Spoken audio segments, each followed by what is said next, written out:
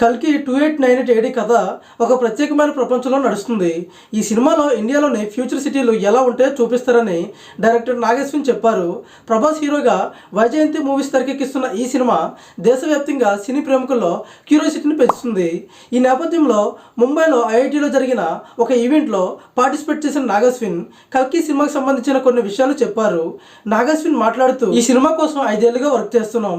ప్రతి టాపిక్ని డెప్త్గా ఆలోచించి ఒక కొత్త ప్రపంచాన్ని క్రియేట్ చేసాం. ఇందులో యూజ్ చేసిన టెక్నాలజీ, వెపన్స్, ట్రాప్స్, కాస్ట్యూమ్స్ ఇలా ప్రతిదీ ఇండియన్ కల్చర్లో ముడిపడి ఉంటుంది. ఇప్పుడున్న టెక్నాలజీ, వాడుతున్న వెపన్స్ ఫ్యూచర్లో ఎలా అప్గ్రేడ్ అవుతాయో చూపించాం. ఇది ఆడియన్స్కి మంచి థ్రిల్లింగ్గా ఉంటుంది.